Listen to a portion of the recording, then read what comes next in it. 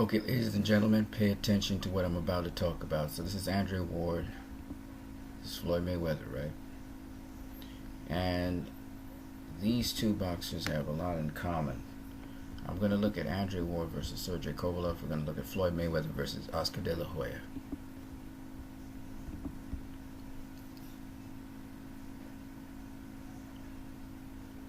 Early on, Sergey Kovalev's throwing two jabs and a straight right. Andre Ward starts with a leaping left hook.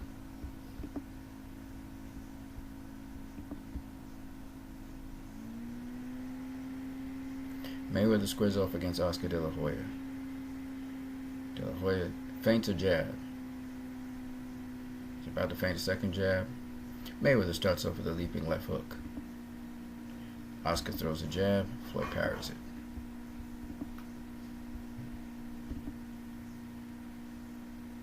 Sergey feints.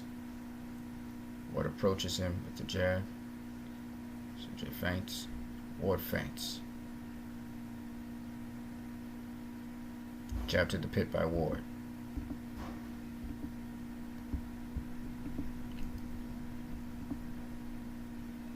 Jab to the pit by Mayweather. Ward is circling Sergey. Sergey throws two jabs. Ward is out of range. Jab to the pit by Ward. Mayweather's moving away, feinting. Jab up high by Mayweather. He's feinting as if he's going to come in. Closing the distance. Throws a right hook followed by a right cross. Jab up top. Tries a tampered left hook. Jab to the pit by Mayweather.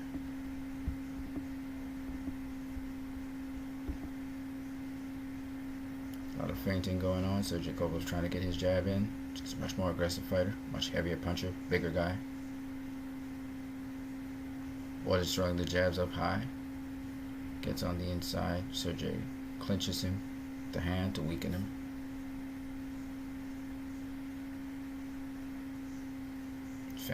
Feints by both guys. Jab up top by Ward. Encroaching, jab to the pit by Ward. Jab to the pit by Ward. Kovalev jabs to the pit. Ward tries to counter over the jab. Tries to throw that right with the jab. Jab to the pit by Ward. Mayweather. To the side, posturing.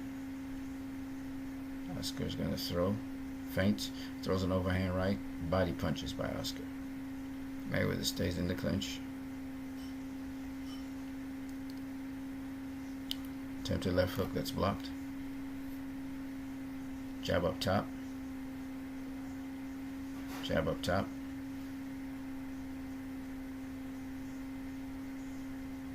Jab to the pit by Mayweather. Jab up top. Left hook. Oscar De La Hoya landing his left hook as well to the body. Jab up top by Mayweather. Feints. Jabs through the guard. Jab up top by Mayweather.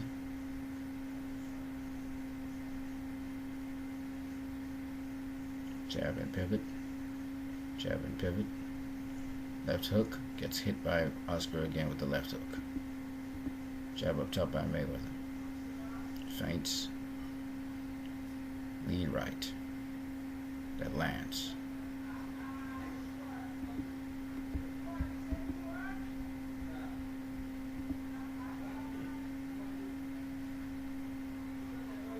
Gets jabbed by Kovalev while he's jabbing Kovalev. Kovalev comes at him. Clinches.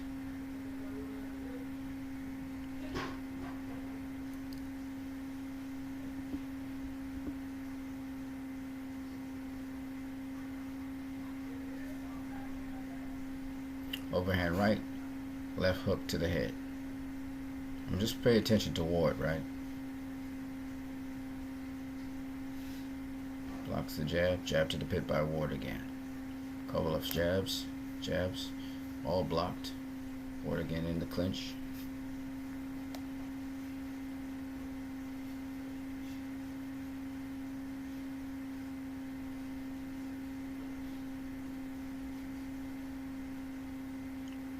Jab to the pit.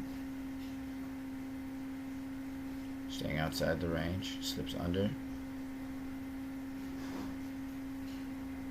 Left hook by Ward. Slips on the inside. Body shots. 2 body shots by Ward.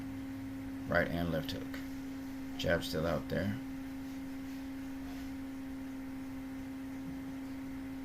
Slips to the inside.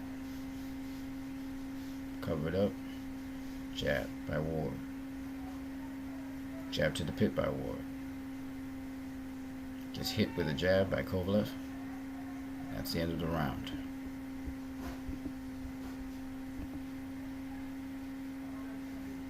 Left hook by Mayweather. Jabbing up high. All blocked.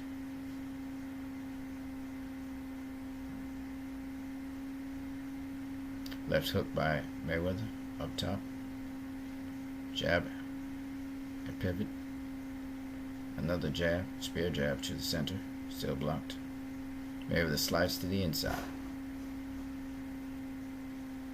Seeing the same thing that Ward did, right? I'm just showing you guys something.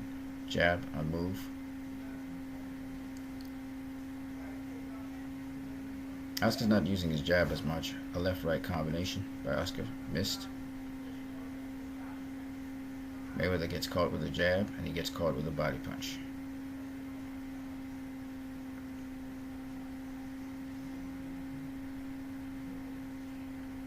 Left hook by Mayweather, again blocked.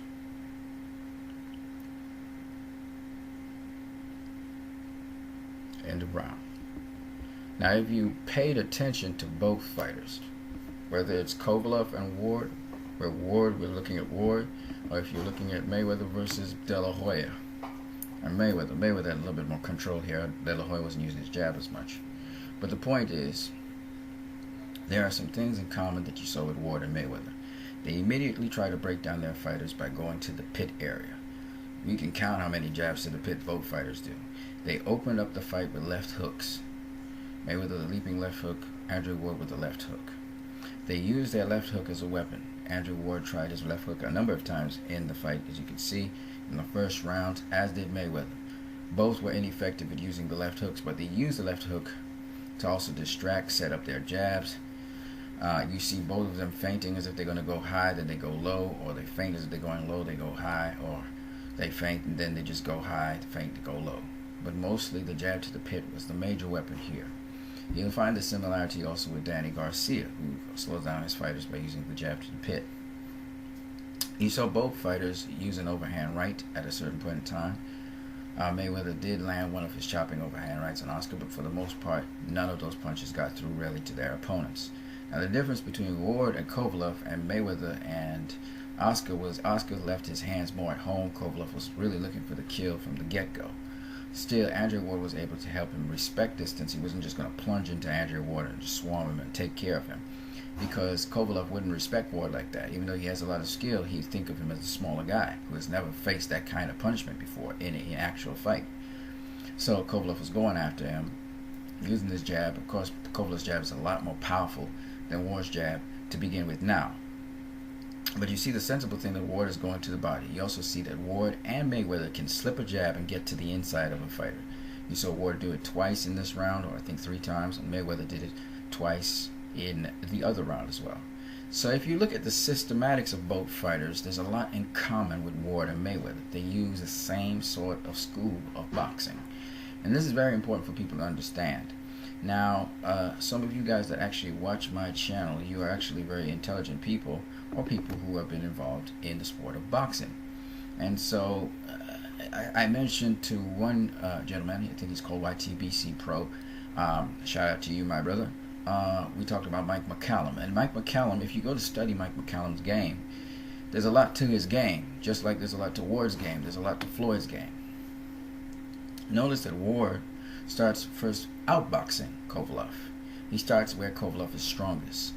Floyd also is outboxing Oscar De La Hoya. And this makes sense because when you're starting out, you have to find a way to get on the inside, right?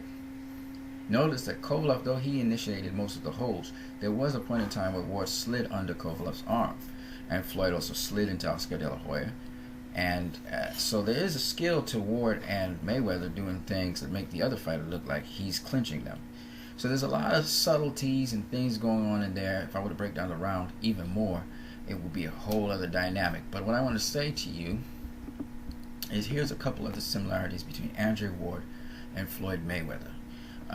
When Floyd Mayweather did fight Oscar De La Hoya, if I'm not mistaken, that was Floyd's 38th fight. When Andre Ward faced Kovalev, that was his 31st fight.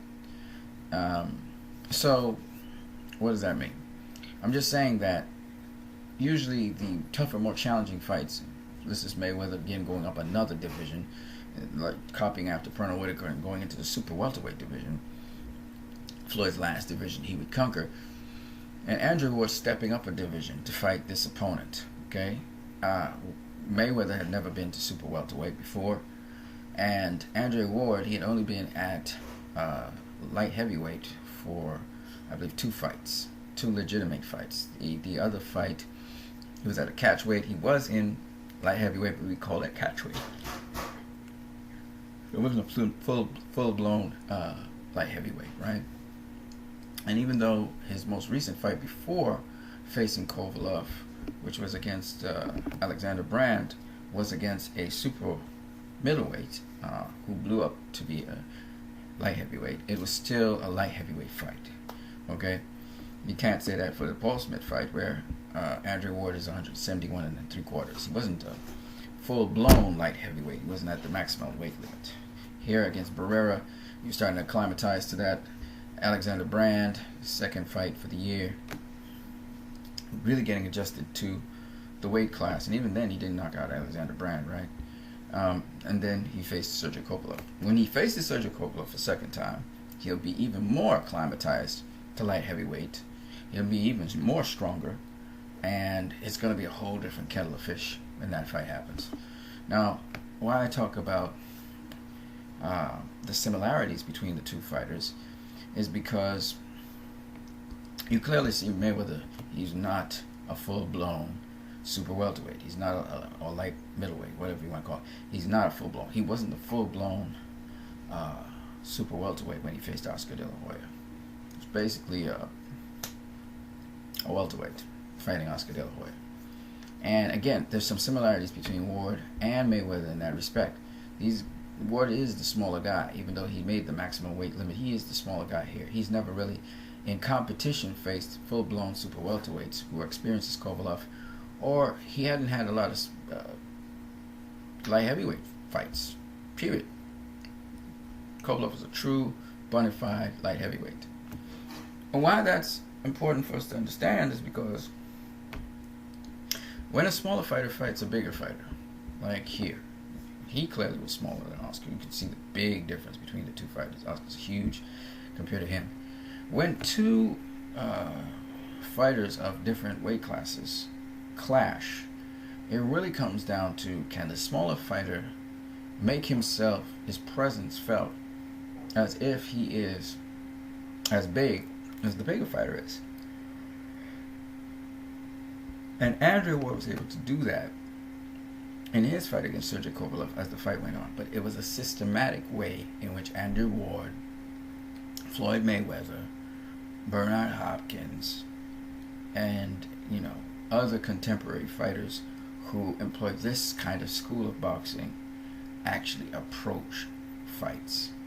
And so it's very important for you to understand that. And once you understand that, and you will see the commonalities round by round even, On that note, you guys go ahead and watch the two fights, see the similarities between them. You guys have a great one.